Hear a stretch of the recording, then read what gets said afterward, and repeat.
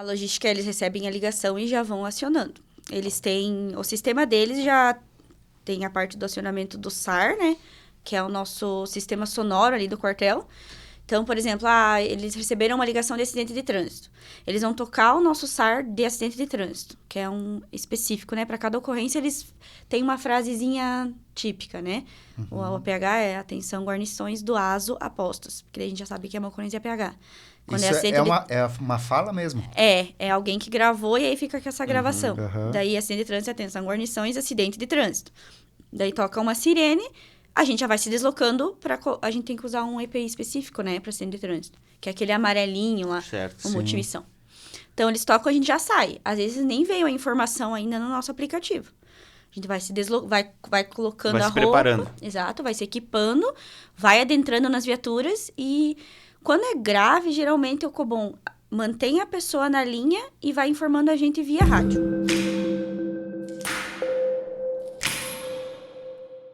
Olá, sejam todos bem-vindos. Estamos começando mais uma edição do Fala Mais, o nosso podcast aqui do Oeste Catarinense, onde a gente sempre recebe convidados para a gente conversar um pouquinho, deixar as histórias aqui registradas, compartilhar conhecimento, como tenho certeza que vai ser o caso de hoje também. O Fala Mais que tem oferecimento da Marker Energia Solar, a Padoca Café, também a Cressol Interação, a Construtora Notável e a Fornari Manta Asfáltica. Hoje vamos saber um pouco mais sobre o quê? Hoje a gente vai conversar a respeito de segurança, principalmente, né? Prevenção e também, claro, a parte do atendimento quando acontecem as ocorrências, acidentes, enfim, de forma geral, né? Resgate de gatinho. Coisas mais mimosas. O pessoal já está escrito aí, né? Mas pelo que eu falei também já está mais ou menos sabendo. A gente está recebendo aqui uma profissional do Corpo de Bombeiros. Ela é soldado do Corpo de Bombeiros aqui de Ponte Serrada. Está recentemente, inclusive, a gente vai saber depois os detalhes do ingresso na profissão. Mas com muito prazer, estamos recebendo a Jéssica Zanquete aqui no Fala Mais. Seja bem-vinda, Jéssica. Muito obrigada, Jonathan. Muito obrigada, Jefferson. Bom dia para todo mundo, ou boa tarde ou boa noite, né? Para quem vai nos assistir. Depende do horário, né? Exatamente. É um prazer estar aqui. Desde já eu agradeço o convite. Legal. Bom, a gente sempre começa com a autocontextualização, né? O Jonathan falou brevemente aí sobre você, sobre o teu ingresso no Corpo de Bombeiros. Então, a gente gostaria de ouvir de ti, né? Há quanto tempo você está como bombeiro militar? É isso, né? Isso, soldado? Bombeiro militar. Soldado. Quanto tempo tá? Como é que chegou nessa profissão, né? Contar um pouquinho da tua trajetória até aqui. É uma trajetória longa. Vai fazer 3 anos que eu ingressei no Corpo de Bombeiros Militar. Agora, em agosto, vai fazer 3 anos. A gente iniciou o curso de formação no dia 7 de agosto de 2023 e eu me formei em 12 de abril de 2024. A gente conta já desde do início, então vai fazer quase 3 anos. Desde que eu me formei, eu já escolhi a lotação aqui em Ponte Serrada, então estou aqui desde então. Você é ponte serradense, né, Jéssica? Eu sou ponte serradense, natural daqui. Eu morei sempre em Passos Maia, né? Mas como a gente pertenceu por muitos anos à Ponte Serrada, eu sou natural daqui. A minha trajetória, ela é bem longa. Eu fiz muita coisa antes de chegar no Corpo de Bombeiros, mas o meu sonho sempre foi ser militar. A princípio, policial militar. E aí, o destino e Deus fez com que eu passasse no concurso do bombeiro antes da PM. E hoje eu vejo que era aqui que eu devia estar. Mas então, aquelas perguntinhas lá na formação da creche, na época, o que quer ser quando crescer? Permaneceu a mesma. Já tinha essa resposta? Não, era policial militar. Bombeiro... Então, não era uma coisa muito divulgada na época. A gente tinha aquela visão mais da polícia, que era uma coisa mais próxima da sociedade, né? Até porque quando a gente era criança, o bombeiro nem tinha, eu acho, tão efetivo assim, né? Eu não lembro. Não existia quartel aqui em Ponte Serrada. Não existia, né? Exatamente. Era algo mais distante, uns 20, né? Não faz 30 anos, né? Faz uns 20, talvez um pouco mais. Então, quando eu era criança, a minha família morou na Vila Militar. Antigamente existiam vilas militares, né? Nas cidades. E lá em Passos Maia existia 4 casas que eram destinadas aos policiais militares lotados em Passos Maia. E a minha família, não sei por quê. ocorrências do destino, residiu lá. Então, eram todos militares, menos a minha família. Certo, certo. E aí, obviamente, Uma futura militar, no caso. quando você cresce em meio a profissionais, né? E a profissão da polícia é maravilhosa, a gente sempre olha com bons olhos, né? E aí eu me apaixonei por aquilo e eu sempre quis. Que legal. Pô, nossa, eu cheguei a arrepiar aqui, porque a gente sempre fala de como o nosso entorno forma a gente enquanto criança, né? Então, a mesma situação quando você tá no meio ou de pobreza ou de coisas erradas, né? Vai te levar para esse lado. Você não tinha histórico militar dentro de casa, mas o teu entorno fez você querer essa profissão. Na minha família não tem ninguém militar. Aliás, acho que poucos na época pensavam em ser concursados ou coisas nesse gênero. E aí eu cresci vendo a profissão deles, admirando. Obviamente que aconteceram muitas coisas antes, mas aí eu fui fazer faculdade. Sempre pensei em concurso público também, por uma segurança financeira, né? Estabilidade. Você é formada em Direito, né? Sou formada em Direito. Chegou a exercer a profissão? Por 3 anos. Em qual? Como advogada mesmo? Como advogada, como advogada. sim. Fui sócia de um escritório de advocacia em Chapecó. Aí eu fui morar lá por um tempo, depois eu voltei pra cá e fazia... advogava em home office, né? De casa, pro escritório de lá. Mas a escolha dessa graduação, ela foi estratégica pensando justamente em concurso? Em se tornar... Foi. E de criança, a minha família sempre dizia que eu tinha um perfil de... falar bastante. Tá no lugar certo hoje, então. Então, colocou uma câmera, a gente fica um pouco tímida. Mas eles falavam que eu falava muito e eu sempre era aquela pessoa que defendia as causas, sabe? Das pessoas oprimidas. Eu gostava daquela discussão, sabe? E aí... A justiceira. Então, e a mãe dizia, não, você tem que ser advogada, você tem que ser advogada. Mas eu sempre pensava no concurso. Durante quanto tempo você participou...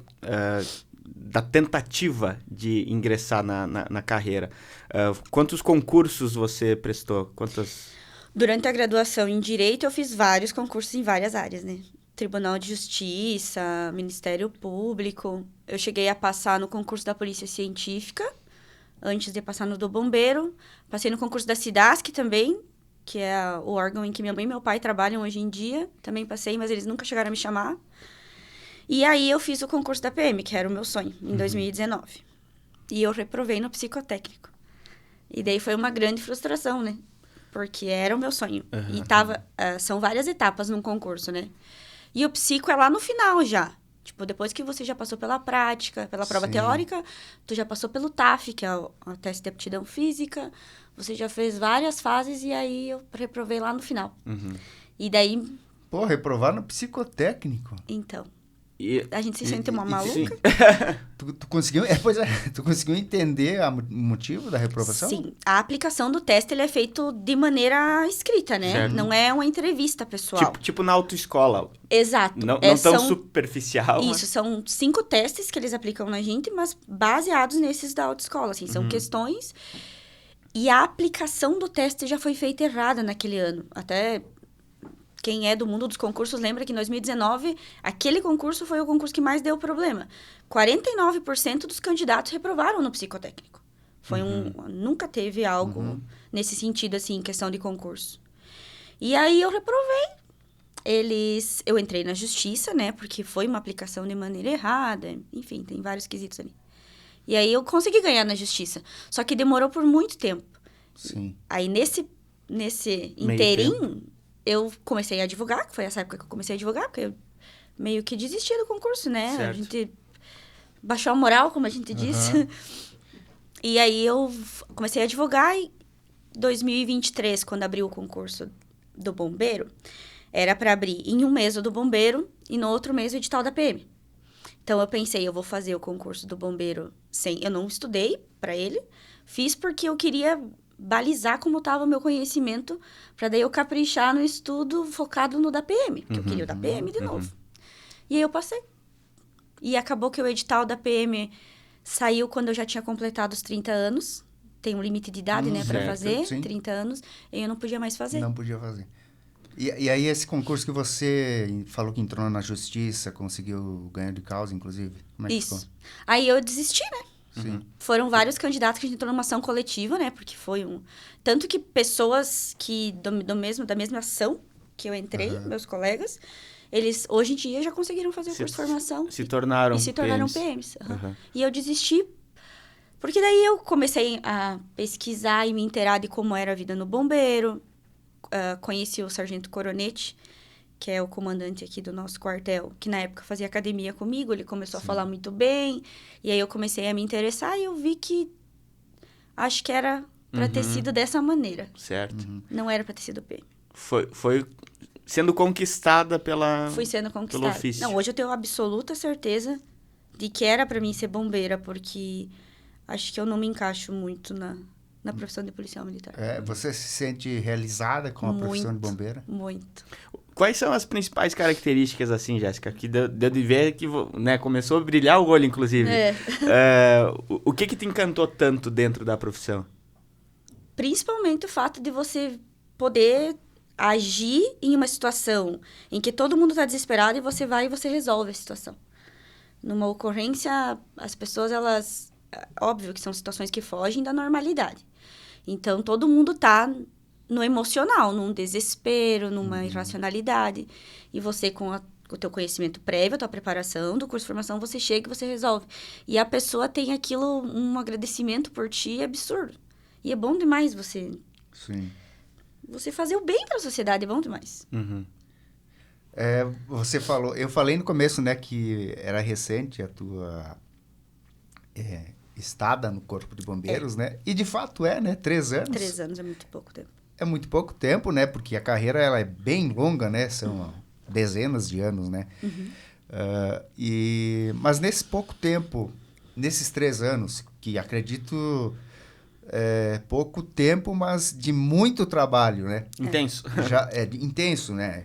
Assim, você já atendeu das ocorrências que o Corpo de Bombeiros atendem? Você já atendeu praticamente todas? Já pegou tudo? Acidente com vítima fatal. Enfim, algumas especialidades mais... Por exemplo, tipo um salvamento aquático, que é um ramo do Corpo de Bombeiros. Eu ainda não atuei nessa área. Tem muita coisa, né? Produtos perigosos. Também espero que não precise atuar nesse ponto. Mas o principal, incêndio, acidente de trânsito e ocorrências de APH... Acho que todas já. O que é ocorrência de APH? É atendimento pré-hospitalar. Tá. É quando a gente atende com a ambulância, né? Que são desde o mal-estar até uma parada cardíaca, uma ovace, traumas em geral, né? Queda, fratura. Ovace é o engasgamento do bebê ali, né? Exatamente. Esses termos técnicos aí pra gente que é leigo aqui, né? Então... A gente teve uma experiência contigo, né? Não sei se você lembra... Inclusive, verdade, Inclusive, um vizinho nosso, né? A gente fez e ajudou, na verdade, no deslocamento até o quartel. Até o quartel. Infelizmente, deu tudo certo. Graças a Deus. Então, e você já teve... esse tipo de ocorrência, ele é corriqueiro? De ovace? Sim. Porque o bebê, quando ele é bem pequeno, a deglutição dele não é perfeita. Ele ainda não sabe muito bem como, né? Mamar e deglutir certinho. Então, é bem comum que ele se engasgue com o leite. Bem comum. Só que é comum também que ele mesmo volte. Ou a mãe dá aquela batidinha ali na bunda, nas costas, já volta. Porque é líquido, né?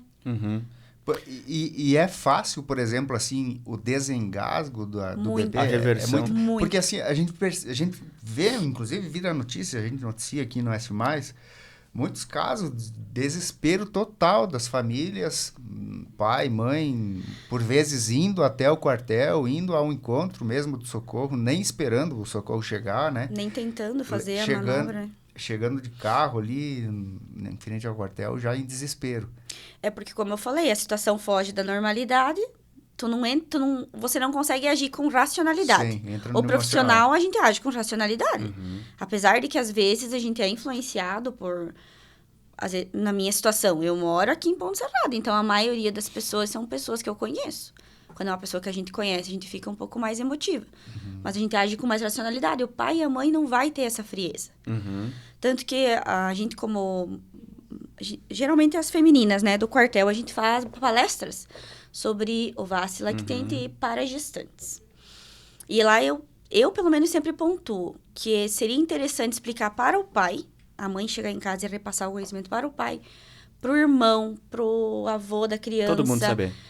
Porque, às vezes, a mãe é a principal pessoa ali que não vai conseguir agir nesse momento. Porque ela vai ficar desesperada. Sim. E aí, o pai, quem sabe, tem um pouco mais de... Só que é frieza. engraçado, não é esse o termo, mas é interessante o que você falou, Jéssica, com tanta convicção, que é fácil o desengasgo. Fácil. Então, daqui a pouco, assim, a partir do momento que você tem o conhecimento, mesmo que seja o teu filho, se você tem a noção de que é algo fácil de ser revertido, é mais fácil de você reverter, né? Claro. Então, acho que a informação de como fazer é muito importante, né? De muito ser importante. aprendida. Sempre onde eu vou, que calha, né, de conversar sobre esse assunto, eu sempre ensino, sempre falo. A própria gravidade, né? Eu estava conversando com o Maurício Tobias, que é professor na academia que a gente Esteve trabalha. aqui algumas semanas atrás? Que esteve aqui, inclusive. E ele passou essa situação com o filho dele, né? Quando era bem pequenininho. E ele conseguiu fazer a manobra. Acho que ele lembrou da época da faculdade, que eles têm também essa matéria de primeiros socorros. E ele fez. Aí a gente conversando sobre uma situação de uma notícia que saiu que uma colega de trabalho se engasgou com um pedaço de bolo. Acho que foi noticiado. A maioria das pessoas deve ter visto. E o colega não sabia o que fazer, pegou ela pelas pernas e ergueu. E só pela ação da gravidade, ela saiu, né? Cuspiu fora o pedaço de bolo. Desengasgou. Desde conversando, o Maurício falou, na próxima vez, então, vou pegar o bebê pelas pernas, né? Porque como é um líquido, é por óbvio que se você só virar o corpo da criança, o líquido vai escorrer. Então, claro, as tapotagens são bem importantes. O ciclo ali, né, é bem importante, mas...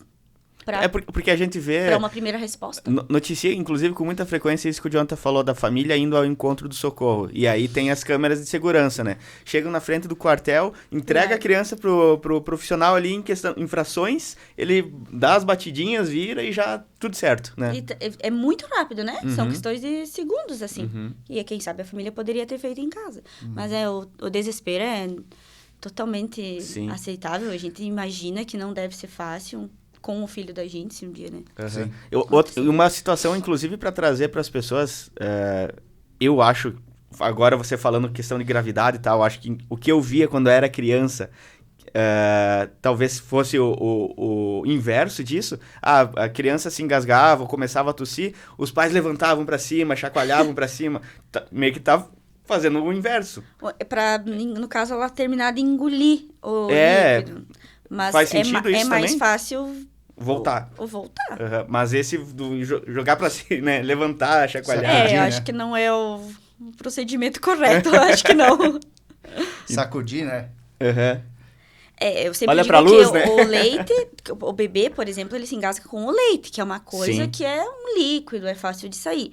Já o engasgamento de um adulto, por exemplo, que pode ser... sólido, né? Exato, com alguma coisa sólida ou algum objeto, né? A criança, por exemplo, que coloca muita coisa na boca. Um objeto, aí já vai ser um procedimento um pouquinho mais difícil. Quem sabe não seja só na tapotagem, não seja só na manobra ali de Heimlich que tu consiga fazer com que ele expulse o objeto. Aí sim, tem que levar para o hospital, às vezes tem que ter procedimento cirúrgico para tirar o objeto. Mas do bebê... assim, até uma certa idade ali, que seja só uma ingestão de papinha, de leite, é um pouco mais fácil. Sim, porque é líquido, né? A reversão é mais fácil. Ô, Jéssica, em relação às ocorrências, ao gênero das ocorrências, pelo fato de vocês serem mulheres, existe diferenciação para o atendimento? Ou, digamos assim, a gente sabe que na militar, por exemplo, as abordagens de mulheres... são feitas por mulheres. Por preferência, né? Tem alguma coisa específica também para os bombeiros em relação ao atendimento de ocorrências? Não. Não? Não. A gente faz o atendimento normal de qualquer vítima, feminino ou masculino. Não tem diferenciação. Não. Determinada ocorrência é melhor ser uma mulher ou é melhor ser um homem? Óbvio que as nossas guarnições, geralmente, elas são mistas, né? Certo. Geralmente é uma mulher, é uma feminina e um masculino. A minha, por exemplo, eu sou a feminina e tem um colega que é masculino. E os BCs também geralmente são masculinos e femininos. Mas como o nosso atendimento é uma questão de urgência, você não vai ficar colocando dedos para encostar num masculino ou o masculino não vai ficar ponhando dentes para atender uma vítima feminina. Sim. Até porque é um atendimento... não tem cunho de nenhum gênero. É técnico, né? É técnico, e exatamente. vital ali na hora, né? Uma Isso. emergência, né? Exatamente. Jéssica, e do volume das ocorrências, né? Foi falado ali do engasgamento, enfim. Que tipo de ocorrência é a mais atendida, assim, por padrão, né? Ao longo do tempo? É acidente de trânsito? É essas que você comentou agora já esqueci a sigla. OASI. Não. Isso, APH? Uhum. O que é o maior volume de atendimentos? APH. É? Sim, com certeza. Diariamente, com raras exceções, né? A gente atende 3, 4 atendimentos de APH. E o acidente de trânsito, o incêndio é raro aqui em Ponte Serrada. Acredito que a prevenção esteja funcionando. Uhum. O acidente de trânsito, ele acontece mais nos finais de semana. Até a gente estava comentando, né, anteriormente. Dias chuvosos influencia? Dias chuvosos, com certeza. O clima influencia bastante. A pista fica mais escorregadia, a visibilidade não é tão boa. A nossa BR, o nosso trecho aqui da BR é horrível, né? Então, aqui acontece muito acidente de trânsito, mas o APH, com certeza, é sempre o que ganha. E desses atendimentos pré-hospitalares, geralmente eles são o que também? Engasgamento? Não, infarto? Engasgamento é bem raro. É bem raro. A maioria é um mal-estar. É a pessoa que não está se sentindo bem, é a pessoa que às vezes tomou um medicamento errado, quedas bastante, né? Às vezes os idosos, né, que são um pouco mais frágeis, caem, daí fica aquela situação de não conseguir transporte, né? As pessoas têm um certo medo de deslocar com as pessoas nesse momento, então chamam o bombeiro. Sim. Eu acho que é mais ou menos isso. Sim. As ocorrências de gravidade, elas são raras, tá? Não é todo plantão que você pega algo grave. A maioria é mais tranquilo. Com risco de risco de vida. Isso, morte. Pegando esse gancho dos atendimentos pré-hospitalares, a gente tem os bombeiros e a gente tem o SAMU, que presta também... eu vou falar esse tipo de atendimento. Eu queria que você dissesse quais são as diferenças e quem a gente deve chamar, né, para determinada situação, né? Eu vou ligar para os bombeiros ou vou ligar para o SAMU? Para o SAMU. Então, o bombeiro, ele seria mais para atendimento de traumas. Então, os acidentes de trânsito, uma queda, que a pessoa fratura ali e tal, seria mais esse o nosso atendimento. O clínico, o mal-estar, a dor do estômago, a dor de cabeça, essas coisas mais clínicas, seria o SAMU. Até por conta de que o SAMU, ele tem a opção de medicar o paciente. As pessoas, às vezes, não têm esse conhecimento de que nós, bombeiros, não fazemos nada que seja invasivo. Então, a gente não dá um medicamento, a gente não faz nenhum tipo de aplicação de medicamento na veia, a gente não pega acesso, a gente não faz esse tipo de coisa. O máximo que a gente faz num caso clínico é o transporte mesmo. Sim. Então, o SAMU seria mais para esses casos clínicos. Só que, por óbvio que, como tem muitos municípios, muitos quartéis que não têm o apoio do SAMU, a gente acabou se especializando nisso também e a gente vai. A gente atende assim como eles. Porque, por exemplo, a gente está em Ponte Serrada, né? A cidade tem ambos os serviços, né? Tem. Mas é isso que eu digo, a população, muitas vezes, ela não sabe, né? Para quem direcionar o atendimento. E aí, nesses casos, independente do que seja, ligou acionou o Corpo de Bombeiros vai. Tem situações onde que o Corpo de Bombeiros aciona o SAMU para suporte, por exemplo? Sim. Por exemplo, em acidentes de trânsito em que tenha múltiplas vítimas, a gente é limitado a uma ambulância apenas, né? Então, a gente sempre aciona o SAMU junto. Até porque, se for uma certa gravidade, se o paciente está mal, precisa de um medicamento ali na veia durante o nosso atendimento, eles têm essa opção, né? Pegar um acesso, dar um medicamento na veia, nós não temos. Certo. Então, em acidentes de trânsito, a gente quase sempre chama o apoio do SAMU. Já em atendimento clínico, não. Assim, bem raro. Às vezes, eles nos chamam pela mão de obra mesmo, assim, pela força bruta, porque eles são apenas em 2 da ambulância deles. um motorista e uma técnica. É isso que eu ia te pedir, né? Mesmo não sendo mas tendo o contato direto, quem são os profissionais, né? São profissionais da área de saúde, então. O motorista não, né? O motorista é apenas motorista. Uhum. Ele é claro que pela experiência que eles atendem em ocorrência, ele consegue ajudar em certas coisas. E a técnica... E a técnica é uma técnica de enfermagem Certo. formada e concursada, né? Pelo município. Sim. Entendi. Então, ela tem um conhecimento, até pela questão de medicamento, ela para medicar A alguém... estrutura da ambulância em si também é diferente, né? Por exemplo, é uma ambulância mais equipada para esse tipo de atendimento também, direto? A do SAMU, sim. Do SAMU? Sim, tem muito mais recurso, né? A nossa é mais simples. Nesse sentido, né? Nesse sentido do medicamento. Sim. Até pegando também essa situação, o que encontra dentro dos veículos do Corpo de Bombeiros, né? Porque tem ambulância, tem caminhão, tem caminhonete também, né? Tem.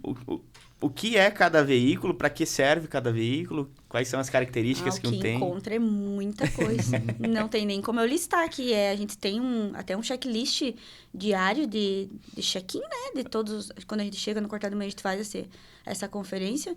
Mas é muito material. Mas, basicamente, o ASO é para atendimentos clínicos e de trauma. Então, a gente tem oxigênio, a gente tem talas, a gente tem todo um material, por exemplo, para uma hemorragia, para fazer curativo. E alguma coisinha ali que precisa mais.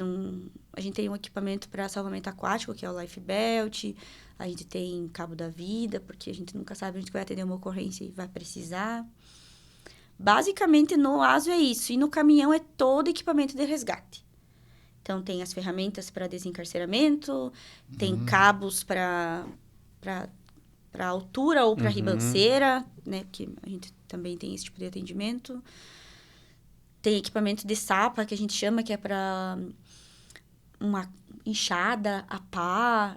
Tem bastante coisas assim também. Escada. Nossa, tem tanta coisa que seria impossível listar tudo aqui. Mas então, ele de forma simplista falando...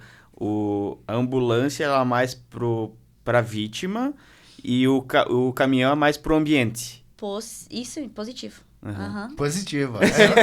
Eu ia falar... Eu sabia que ia sair um positivo. E eu me segurei para não falar.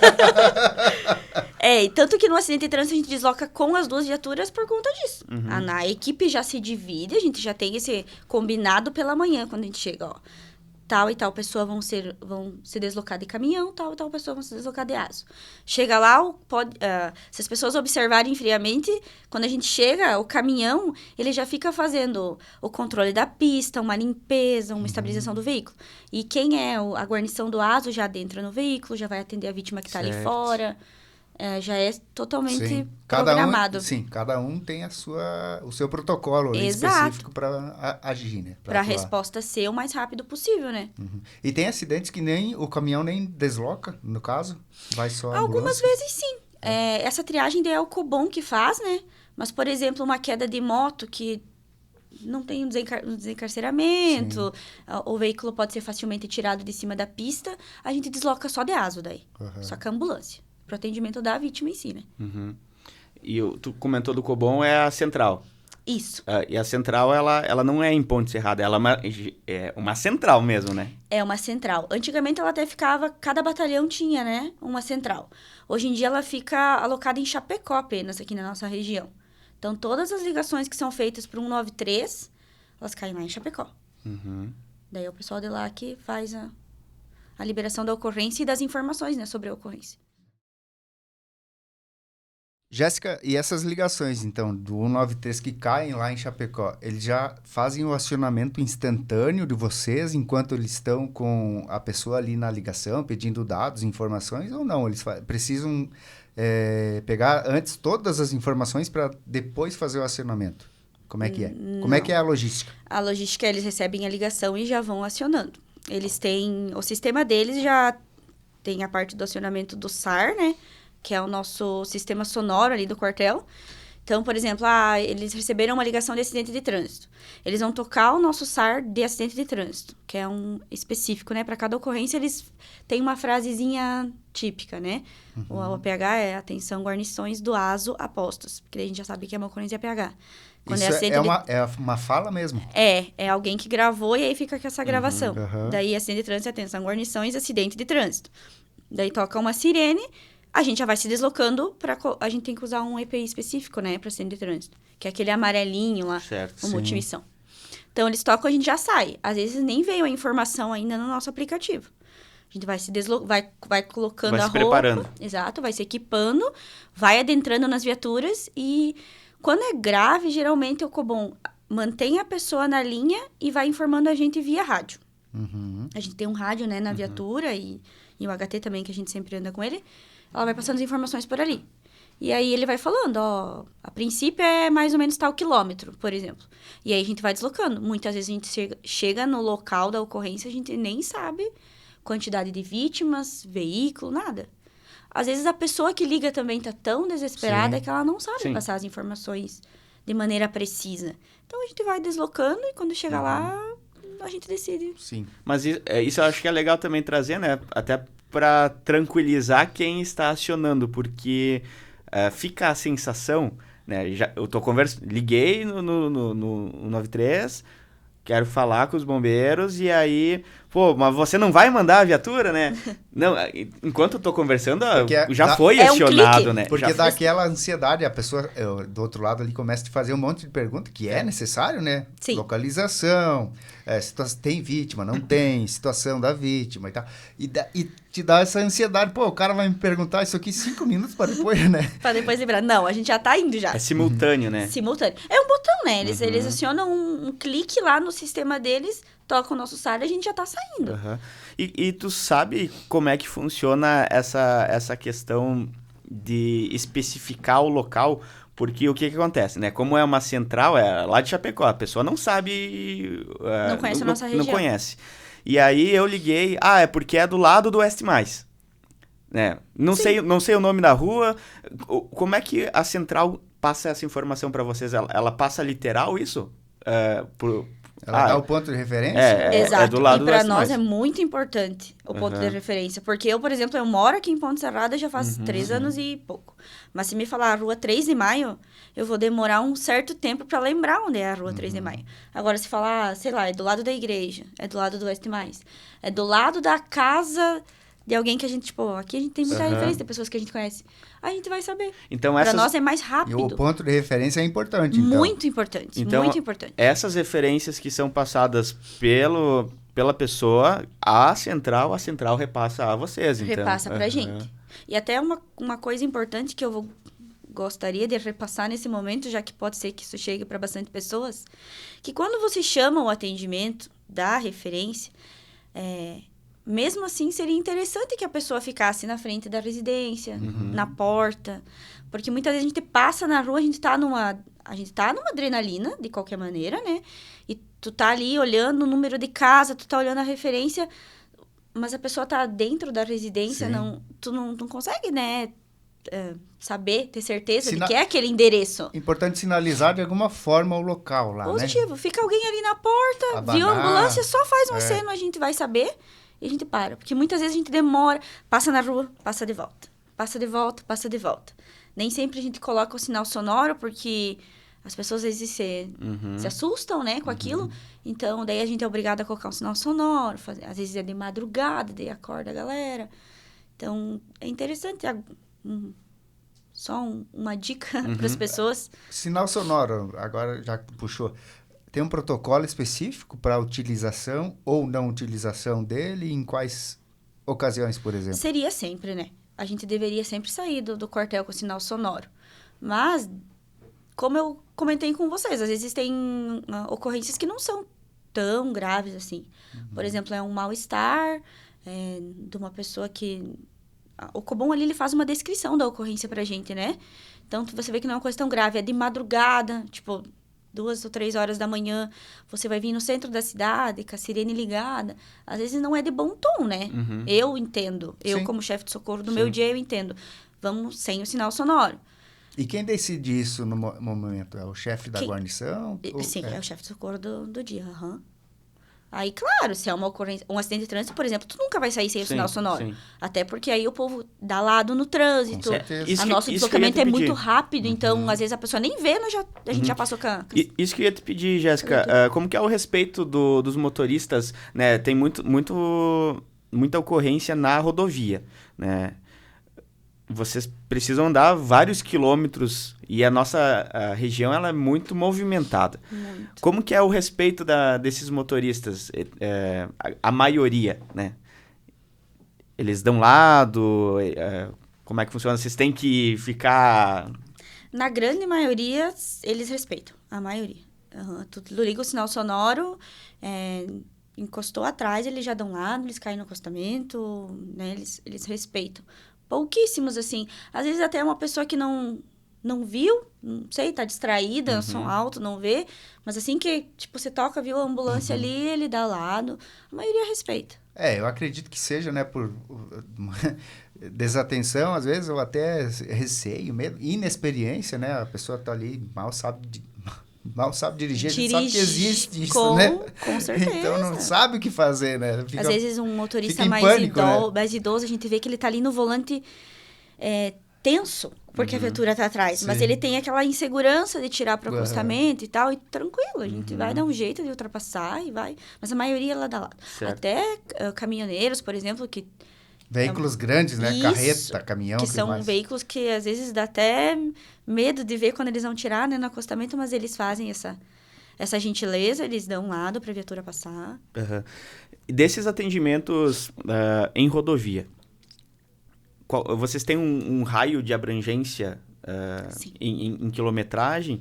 E, pegando esse gancho também, o tempo ele é muito relativo, né, para a gente. Então... Quando você está envolvido, meu Deus, não chega nunca, né? Exato. Tem um tempo médio do local mais distante que vocês geralmente atendem, assim, chega em, sei lá, 10 minutos, 15 minutos, 5 minutos? Ai, não tem. Essa resposta do tempo de resposta da ocorrência eu não tenho como precisar, porque depende muito da localidade, né? Sim. Claro que a gente pega mais ocorrências... na BR. Sim, mas a gente pega muita ocorrência no interior também. Aí, tipo, pra você se deslocar... Vocês devem conhecer o interior, né? Tipo, lá no Zumbi, lá no Passos Maia. É estrada de chão, às vezes é um local de difícil acesso, que nem a gente não conhece. Então, não tenho como te dar, assim, uma precisão de qual é o nosso tempo-resposta. Mas, geralmente, é rápido, assim. A gente não... É como eu falei, a gente é acionado, a gente já sai do quartel. Quem mora ali nas proximidades vê que a gente já vai, a gente não fica protelando, nem... Que não é do nosso interesse também, sim, isso, sim. né? Então, a gente vai o quanto antes. E justamente, tu comentou lá do interior de Passos Maia, que são dezenas de quilômetros, né? Em algumas situações.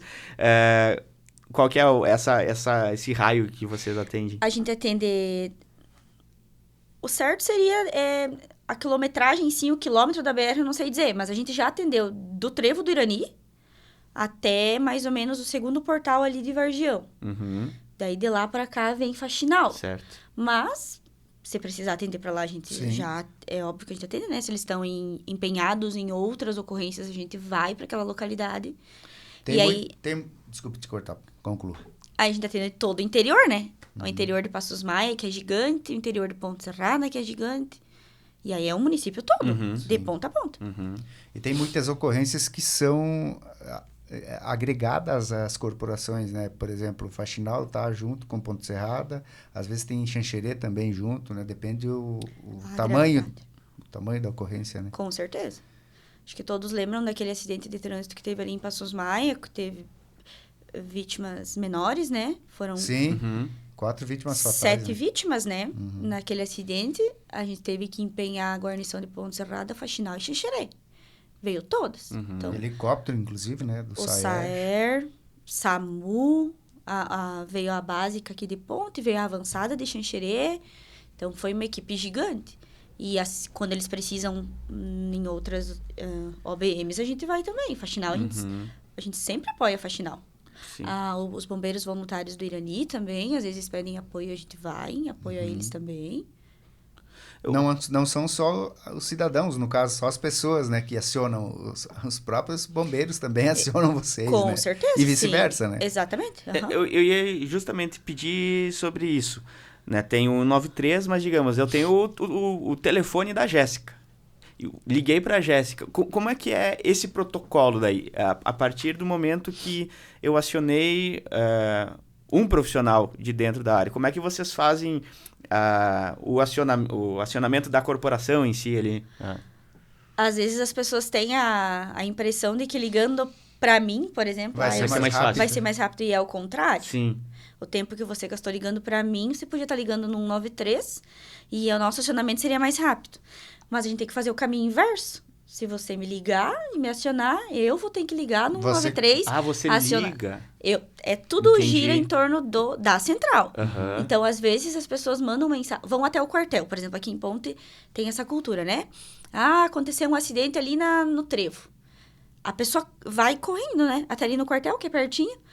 Aconteceu um acidente ali. Aí eu tenho que ligar no 193, pedir o acionamento. Aí o Cobom faz o nosso acionamento das viaturas. Daí, quando eu chego no local, eu dou endereço, essas coisas mais que podem esperar, né? O atendimento é o principal. Mas eu tenho que fazer o caminho reverso. A única porta de partida, digamos assim, é o 193, direto. É o 193. É a ligação pro Exatamente. 193. Interessante. Jéssica, você citou esse acidente ali que teve em Passos Maia recentemente, que foi gravíssimo, né? Várias mortes. Eu queria pedir para ti, em relação... A gente sabe que as mulheres, elas são mais sensíveis, né? Elas têm... são diferentes dos homens, principalmente na parte de sensibilidade. Por padrão, né? Então, como é que é para você trabalhar nesse tipo de ocorrência quando tem múltiplas vítimas fatais? E nesse caso tinha criança também, tinha. Né? Como é que 4 fica? crianças. Eu acho que o curso de formação prepara a gente para muita coisa. Mas muito vem da tua personalidade. Eu sempre fui uma pessoa muito mais racional do que emocional. Então, para mim, é bem tranquilo. Quando eu tô numa ocorrência, eu não sou a Jéssica. Eu sou um soldado do Corpo de Bombeiros. Uhum. Eu desligo, sabe? A sensibilidade. Às vezes eu não consigo nem ter essa percepção de que a pessoa que eu tô atendendo é alguém que eu conheço. Certo. Só depois eu vou ver isso. Eu não vejo quem tá ao meu redor, eu faço o meu serviço. Então, eu desligo essa parte da emoção no atendimento. Sim. Mas eu acho que a profissão, ela exige isso de você. Porque você vai lidar com muitas situações pesadas, né? Se você absorver tudo de todas as ocorrências, você não vai conseguir levar isso por muito tempo. Teu psicológico não vai aguentar. Uhum. E justamente, porque você falando assim, né? Nossa, legal, parece que tem uma chavezinha ali na Jéssica que é só clicar, né? Mas na prática, você tem que treinar isso. E nesse sentido, existe algum tipo de suporte de recorrência? Como é que é dentro da corporação? Sei lá, trabalho com atendimento psicológico pros profissionais? A gente tem um atendimento, um canal, né? Com um psicólogo, eu acho que ele fica disponível, eu nunca precisei, né? Nunca utilizei, mas ele fica disponível 24 horas ali pro efetivo, né? Para suporte mesmo. Para suporte, Legal. Exatamente. Tanto que, acho que é um ponto legal de ser comentado, e que no dia dessa ocorrência em específico, que foi no meu dia, fui eu que atendi, quando eu retornei ao quartel e finalizei todos os protocolos, né? Porque a gente volta pro quartel, mas a ocorrência não finaliza ali, sim. né? Os nossos superiores entraram em contato com a gente, pediram como que a gente estava, se estava tudo tranquilo, como que eu estava em especial, se eu precisava conversar com alguém. Estava tudo tranquilo, assim, não precisei até o momento. E mesmo depois, porque assim, no momento do atendimento ali, você falou, né, que você consegue separar a parte emocional ali da racional. Mas mesmo depois que baixa a adrenalina, por exemplo, que sai da ocorrência, chega no quartel, faz toda a limpeza ali da viatura, senta lá numa poltrona para dar uma relaxada, aí não vem toda essa carga? Chega, sim. Daí sim. Eu digo que, pra mim, é o que pega... O meu tendão de Aquiles é as pessoas que eu conheço, né? Não que a pessoa que eu não conheça não tenha essa mesma importância na minha vida. Todos têm, tanto que eu atendo a ocorrência da mesma maneira. Mas quando é com alguém que você conhece, alguém próximo, te pega de uma maneira diferente, né? A gente teve ocorrência com colegas ali do quartel, com BC, com filho de BC, que foi bem pesado. Então, aquilo mexe com você, assim. Mas tu tem que desligar. Eu acho que a gente aprende isso na profissão, que você não é um robô, você vai sentir. Sim. Mas você tem que diferenciar. Você sabe que isso é uma coisa que não foi você que causou, não foi a pessoa que causou. É um evento anômalo, que você fez o que poderia ser feito naquele momento para diminuir o estrago que é a situação, né? Que a situação causou. Mas Faz parte da profissão, né? Sim. A nossa profissão é feita para isso, lidar com o caos. E como que é a tua preparação no dia a dia? Não só para a parte psicológica, e eu quero pegar justamente esse ponto que você comentou conosco, que é bastante ativa nas atividades físicas, né? É algo que você gosta muito. Que tipo de relação isso tem também com a tua performance profissional? Toda a correlação. A gente, por ser feminina, é óbvio que a gente não tem a mesma força, a mesma complexão física de um homem, né? Do masculino. Então, a preparação física, a academia, a musculação, ela é importantíssima para você aguentar atender uma ocorrência inteira, aguentar socorrer uma vítima, carregar uma maca, suportar ficar horas em pé com nossos equipamentos que não são leves, são bem pesados. E mesmo assim, a feminina, ela sofre um pouquinho mais, né? Em comparação ao masculino. Para ele é muito mais fácil, né? Sim. Então, e a academia, para mim, ainda tem um peso muito mais psicológico, porque é terapia, né? A musculação é terapia. Sim. E tu frequenta diariamente a academia? Todo dia. Todo dia? Todo dia. Como é que é a tua rotina? Agora, vindo um pouco mais para a parte pessoal, Jéssica. De dia a dia mesmo, né?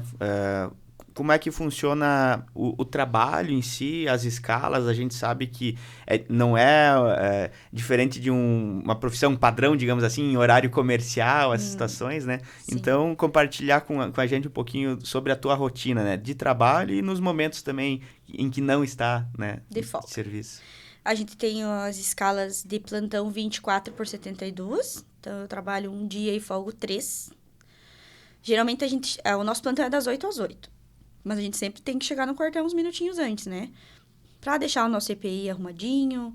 A gente tem um armário, então a gente deixa tudo lá. Mas a gente tem que deixar num local de mais fácil acesso para equipagem. A gente faz uma passagem de plantão todo dia, né? A guarnição que tá saindo repassa o que aconteceu para que tá chegando. Pra gente dar continuidade nos trabalhos do dia ali. O quartel de Ponte Serrada é bem tranquilo, né? Porque ele... Comparando com outros lugares, a gente não atende tanta ocorrência, então é mais de boa. Ali de manhã a gente tem as nossas missões do dia, a gente tem todo um protocolo a se seguir ali durante o dia, né? Missões que a gente fala, limpeza de viatura, manutenção de equipamento, manutenção de viatura, limpeza do quartel. Então, durante o dia, e nesse intermédio vai acontecendo as ocorrências, né? Então, você vai atendendo, vai voltando. Geralmente é isso, Passo o meu dia ali no trabalho. Às 24 horas. Às 24 Ou seja, horas. se não tiver ocorrência nenhuma, digamos assim, uma situação hipotética. Acontece. Mas vocês têm serviço, vocês têm outras atividades para fazer lá. Tem. A gente faz treinamento a gente tem um PIND que chama, né? Que é um treinamento diário, que é elaborado pelos oficiais, né? Eles mandam pra gente, a gente tem lá uma planilha para seguir. Então, todo dia a gente tem esse treinamento para fazer. A limpeza da viatura tem que ser feita diária, né? Lavar mesmo a viatura ali, né? A limpeza interna também. Daí, às vezes, tem uma coisinha que estragou. Tem que lavar todo dia a viatura? Sim, tem que lavar todo dia. Porque suja, né? Sim. Porque, de qualquer maneira, tipo, o deslocamento para pegar uma marmita é feita com a viatura. Sim. 1 ou 2 ocorrências sempre dá no dia, né? Então, tu desloca ali, sempre suja.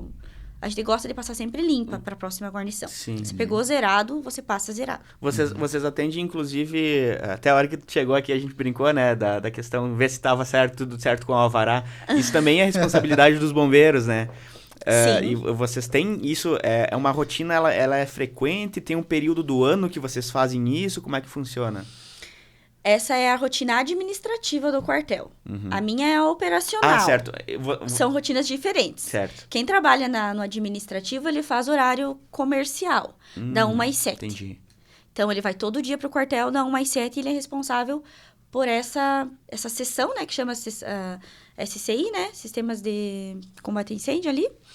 E ele é específico para isso. Então, as vistorias que são feitas nos comércios e... Enfim, é ele que faz. São outros profissionais, então. É um outro profissional que faz. Entendi. Ele é soldado, como a gente, só que ele é lotado no administrativo. Ele é um bombeiro de carreira também, né? Da mesma forma. Alguns quartéis menores, e até pouco tempo Ponte Serrada era assim também, era a própria guarnição que fazia. Tipo, no meu dia de plantão, a gente tinha acesso lá ao sistema, e daí a gente olhava, tem que fazer vistoria lá no Oeste Mais. Então, a gente pegava ali a documentação que precisava, analisava, vinha, fazia a vistoria, voltava e lançava no sistema. Agora, a gente está com um profissional que faz só isso. Mas pode ser que daqui a pouco volte a ser o pessoal da guarnição que faz. Voltando para a parte da tua rotina, eu quero chegar nas outras 72 horas ali, mas antes é entender sobre as 24. Porque como que é... você trabalhar 24 horas seguidas. A gente não fica, por padrão, acordado 24 horas num dia, né? Chega um momento ali que começa Só no carnaval. começa a bater o cansaço e tal. É bem melhor. Como que é essa rotina? E como é que você regula isso no teu dia a dia? Porque, beleza, tu tá trabalhando durante esse período, tu tem que estar acesa durante, né, de prontidão. E aí depois... tu tem um horário padrão de dormir, de sono? Como é que funciona isso? Bagunça muito. Eu tenho um sério problema com dormir. Porque você acaba invertendo, né? Então, a gente não fica as 24 horas acordados. Porque o nosso quartel aqui em Ponte Serrada é tranquilo e nos permite poder descansar um pouco à noite. Então, a gente tem o horário da pernoite, que é das 10h30 da noite até as 6h30 da manhã. No próprio quartel? No próprio quartel. A gente tem um alojamento ali, certinho, com cama, tu pode levar tua cobertinha, travesseirinha ali, tudo certo. Eu tenho um certo problema que eu não consigo relaxar estando lá.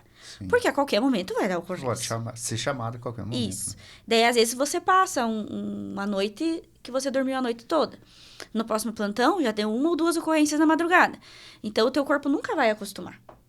E aí, eu fico sempre em alerta. Geralmente, eu não consigo dormir. E aí, no dia de folga, quando eu chego em casa, depois das 8, tomo café, tomo banho, eu durmo.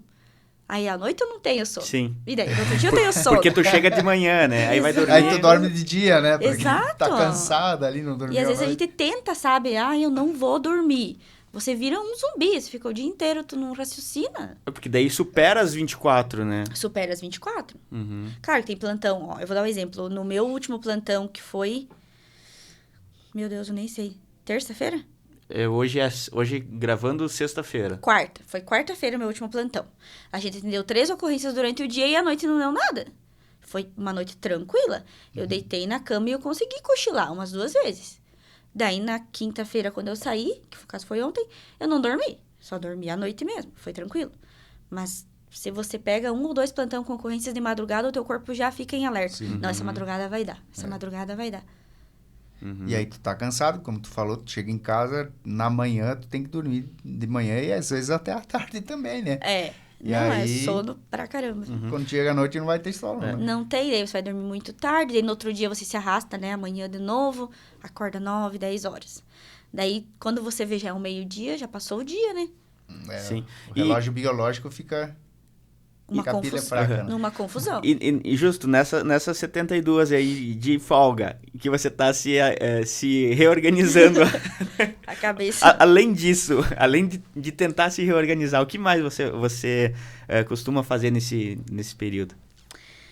Ano passado, eu vou confessar que eu fiquei sem fazer nada. Ficava só vivendo. Cuidando da casa, fazendo atividade física. Esse ano eu tô tentando retomar os estudos, então eu tento estudar. O que é uma coisa que também dá sono, então tá complicado. Mas eu tô tentando voltar a uma rotina de estudos e atividade física. Eu não faço mais muita coisa além disso. Tu tem o teu hobby principal é academia. Uhum. Você falou ali antes que vai todo dia. Todo dia. Inclusive os dias de quartel. Porque quando a gente tá no quartel, a gente tem um horáriozinho ali que a gente pode fazer atividade física. E a gente ali com nossos colegas e em parceria o nosso comandante também é muito legal nessa parte. Conseguimos montar uma academia ali dentro, alguns aparelhos, alguns... daí faz ali mesmo. Dentro. A gente não pode sair do quartel pra nada, né? A gente fica no quartel. Então, a gente conseguiu uns pesos, tem uma esteira, tem uma bicicleta. Então, a gente faz ali uma hora e meia de treino aeróbico, musculação. E chama a guarnição toda. E nos outros dias também é mais ou menos esse tempo aí que você se exercita? 1 hora? 1 hora e pouquinho de musculação e uns 30 minutos de cardio. Tu fica umas 2 horas, então, na academia. Todo às dia. Vezes mais. É que às vezes a gente vai pra academia pra malhar a língua também. Sim. Muito. A gente conversa bastante, daí atrasa o treino. Mas se for treinar bem certinho, uns 50 minutos de musculação e uns 30 minutos de cardio é o suficiente. Seria o correto. E atrelado a isso, até pegando, né, a gente tinha conversado esses dias com o Maurício e sobre exercício, qualidade de vida e tal, que eram 3 pontos, né? O do sono a gente já viu que é meio difícil contigo. Horrível. O exercício perfeito, 100%. Tá em dia. E a parte da alimentação? E a alimentação. Não, eu me cuido. Sim, eu faço sempre dieta. Geralmente quem tem uma rotina bem regrada para treinamento, alia também a alimentação, né? Isso, uma coisa leva a outra. Porque daí tu também não vai desperdiçar 1h30 da tua vida malhando e se dedicando ali na academia pra tu chegar em casa e... meter o pé na jaca. Exato, comer um monte. E com o tempo também, eu acho que leva a vida de você querer se cuidar um pouco mais pra ver os resultados serem melhores, né? Potencializados pela alimentação. Então, eu me cuido sempre. Certo. Tem pessoas que vão na academia justamente para poder comer. O equilíbrio é tudo, né? Eu não vou dizer que eu sou 100%. O meu chocolate, que eu adoro, eu como sempre. Uma cerveja no final de semana sempre tem também. Mas é melhor malhar e comer do que só comer. Então, já tá bom, tá? O equilíbrio já tá ótimo. Bom, Jéssica, conversamos bastante aqui. Você trouxe muitas particularidades do teu dia a dia, tanto profissional e também o dia a dia pessoal, né? Fora das 24, dentro das 72 horas, tuas, né? Exercício físico, sono quando possível, né? Dorme bastante. Os teus hobbies, e tem um hobby que me chamou a atenção, que eu quero que você fale um pouquinho sobre ele. Qual que é? Você gosta de fazer crochê? E eu pensei 2 ou 3 vezes se eu colocava esse ponto. Eu gosto muito de trabalho manual. Crochê e tricô. Eu adoro. Então, quando eu vim pro quartel, até foi um motivo bem de curiosidade deles. Porque até no meu momento de folga lá no quartel, eu levava e eu fazia crochê. Aí fiz supply e porta-xícara pro pessoal do quartel todo. E pegavam muito no meu pé no início. As viaturas estão tudo cheias de... Sim, todas têm um guardanapinho no painel. Mas eu adoro. É terapêutico, né? É uma coisa que faz a mente relaxar. E tu faz isso com frequência, todos os dias? Como é que é? Todo dia. É? Tem uma caixa, que fica inclusive do lado do meu sofá, com muita linha e agulha e um monte de coisa. E aí, todo dia... Antes de dormir, geralmente, no finalzinho da tarde, né? Depois que você já acabou de fazer todas as funções do dia, eu lá e faço um pouquinho, dá aquele sono, daí eu vou dormir. Mas quais são os itens? Porque a gente sabe que dá pra fazer praticamente tudo, né? Tudo. Roupa, utensílio, né? Roupa, utensílio. O que tu faz? Capinha pra xícara. Eu gosto de fazer esse suplá, sabe? Que é o apoio de prato. Acho muito bonito, então eu faço pra família toda. Quando um vai ficando velho, eu já vou fazendo o outro. E roupa também. Saída de praia, o tricô, por exemplo, que é de lã, né? Com a lã. Blusa, casaco. Olha só, tenho legal. várias que fui eu mesma que fiz. Que legal. E como que você aprendeu? Aí é uma curiosidade bem legal. Quem me ensinou foi meu pai. Olha só. Teu pai? Meu pai. Quando eu era criança, ele sempre foi... Ele era veio de uma família que tinha 9 filhos. Então, ele sempre meio que foi emprestado para cuidar das filhas das irmãs. E acho que ele aprendeu nessa de ensinar a mãe ensinava para a criança, ele aprendia também. E ele me ensinou quando eu era bem pequena. E eu gostava. E quando eu fiquei maior, e agora com a facilidade da internet, que você pega uma videoaula ou uma receita... Foi se aperfeiçoando. Eu fui me aperfeiçoando e gostando. E daí é sempre um desafio. Nunca fiz uma calça de crochê, então agora eu vou fazer. Aí fica lá meses em cima daquilo lá. Daí você erra um pontinho lá no meio, daí você tem que desmanchar tudo. Daí você passa raiva, daí você É um exercício de paciência também. É um exercício de paciência. É muito terapêutico. E dá sono também, né? E dá sono. Por isso que eu faço antes de dormir. Sim. Então eu faço ali um pouquinho, daí quando eu vejo que tá ficando difícil já de enxergar ali o soninho, guardo minhas coisas e vou dormir. Se tivesse pensado nisso, né? A gente podia ter gravado o podcast enquanto você tricotava. Enquanto eu fazia um tricôzinho, um crochêzinho. Pois é, a gente podia estar... Já dava pra colocar de porta-xícara. Já tava com 3 porta-xícara prontos aqui, então, né? Dava pra ter Fica feito, pra né? próxima. Jéssica, semana que vem, vai ser nosso convidado de novo. Então tá bom. Jéssica Zanquete, bombeira do Corpo de Bombeiros Militar aqui de Ponte Serrada, soldado há 3 anos já. E prazer enorme recebê-la aqui, conversar contigo, conhecer um pouquinho da tua história e bater esse papo bacana aqui no Fala Mais. Obrigado pela presença, sucesso. Eu que agradeço, né, o convite, a experiência. Para mim foi uma experiência muito legal, né? Como eu comentei, eu tinha um pouco de receio das câmeras, mas foi muito proveitoso. Viu só? Elas nem mordem, né? Não morde. Pra gente foi bem legal a conversa, né? Acredito que o pessoal que tá nos acompanhando aí também, né? Então, compartilhem, né? Os amigos aí da Jéssica, compartilhem esse nosso papo. E as demais pessoas que também daqui a pouco nem conheciam, compartilhem o conhecimento, né? Afinal de contas, a gente falou sobre muitas informações importantes aqui, né? Na nossa prosa. Então... Eu gostaria de ressaltar que sempre estamos à disposição para tirar qualquer dúvida, mesmo fora das câmeras, né? Que alguma dúvida que qualquer pessoa tenha, pode nos procurar, que a gente está disposto a ajudar. Isso é um ponto importante, né? Que os bombeiros, eles não são só para apagar fogo, né? Com certeza. Prevenção, né? Tanto literalmente quanto de forma conotativa, né? Prevenção também, né? Que prevenção, exatamente. O mais importante. Perfeito. Estamos sempre à disposição. Muito bem, muito obrigado. E obrigado também às nossas marcas parceiras, né? Os nossos patrocinadores desta temporada, a Marker Energia Solar, Padoca Café, Cressol Interação, Construtora Notável e Fornari Manta Asfáltica. Valeu, pessoal. A gente se vê na próxima semana.